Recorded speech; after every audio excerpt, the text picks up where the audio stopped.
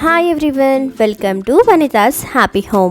మన ఛానల్లో cooking videos చేసి చాలా డేస్ అయింది కదా. ఇవాళ అయితే క్విక్గా ప్రిపేర్ చేసే ప్రాన్స్ ఫ్రై రెసిపీ చూపిస్తున్నాను. వచ్చే ఫెస్టివల్స్కి తప్పకుండా ట్రై చేయండి. టేస్ట్ చేసిన వాళ్ళు సూపర్ అనాల్సిందే. ప్రాన్స్ ఫ్రై అన్నానని మరీ డ్రైగా ఉండదు. రైస్ చపాతీలో కూడా ఈ ప్రాన్స్ ఫ్రై బాగుంటుందండి. నెక్స్ట్ ప్రాన్స్ ఫ్రై ప్రిపేర్ చేయడం కోసం 1 లార్జ్ సైజ్ ఆనియన్ని చిన్న పీసెస్గా కాకుండా కొంచెం పెద్ద సైజెస్గా క్యూబ్స్ కింద కట్ చేసుకోవాలి. కొద్దిగా కరివేపాకు, ఒక 2 పచ్చిమిర్చి, కొత్తిమీర అండ్ అలాగే 2 మీడియం సైజ్ టమాటోస్ని కట్ చేసుకున్నాను. నెక్స్ట్ ఈ వెజిటేబుల్స్ అన్నీ కూడా ఒక బౌల్లోకి యాడ్ చేయాలి.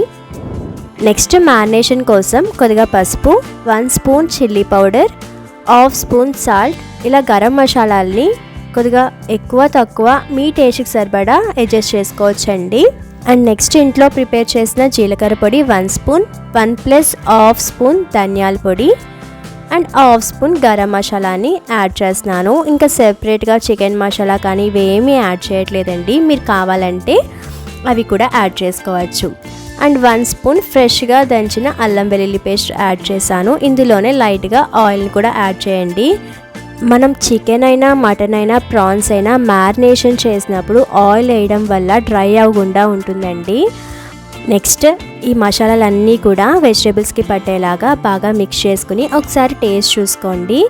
మీ టేస్ట్కి సరిపడా మసాలాలు ఏమైనా తక్కువ అయితే కొద్దిగా యాడ్ చేసుకోవచ్చు. ఇంకా నెక్స్ట్ ప్రాసెస్లో ఎక్కడా కూడా మసాలాలు యాడ్ చేయము. పెద్దవాళ్ళు అయితే అంచనాగా కరెక్ట్గా యాడ్ చేస్తారు కదా. మసాలాలన్నీ కూడా మనకి కొంచెం ఎక్కువ తక్కువ అవుతుంది కాబట్టి నేను నాన్ వెజ్ ఐటమ్స్ ఫస్టే యాడ్ చేయనండి. ఫస్ట్ టేస్ట్ చూసిన తర్వాతే అప్పుడు నాన్ వెజ్ ఐటమ్ ఏదైనా యాడ్ చేస్తాను. నెక్స్ట్ శుభ్రంగా వాష్ చేసుకున్న ప్రాన్స్ని యాడ్ చేసి అంతా కలిసేలాగా ఒకసారి మిక్స్ చేసుకుని ఒక 1/2 అవర్ సైడ్ని పెట్టేయండి. అంతగా టైం లేకపోతే ఒక 15 మినిట్స్ అయినా పర్వాలేదు.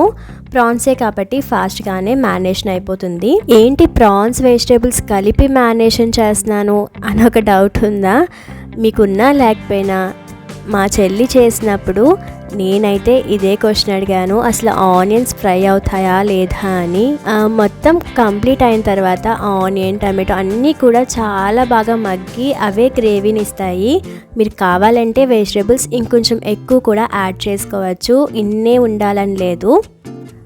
ఇలా మ్యారినేషన్ చేసిన ప్రాన్స్ని 1/2 అవర్ సైడ్ని పెట్టి 1/2 అవర్ తర్వాత కడాయిలో కొద్దిగా ఆయిల్ అయితే యాడ్ చేస్తున్నాను.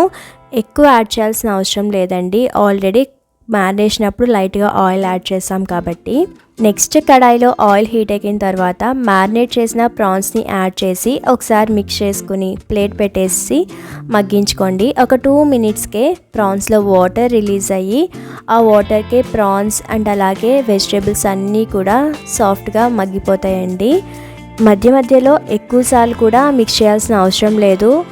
మొత్తం వాటర్ ఎగిరి దగ్గరికి పడుతున్నప్పుడు అడుగు అంటకుండా మిక్స్ చేసుకుంటే సరిపోతుంది.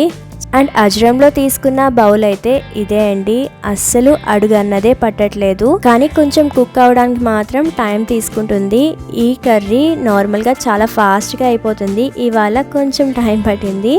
అండ్ ఆనియన్ టమాటో ఫ్రై చేయకపోయినా ప్రాన్స్ వాటర్లో బాగా మగ్గి గ్రేవీ కింద ఫామ్ అయ్యాయి.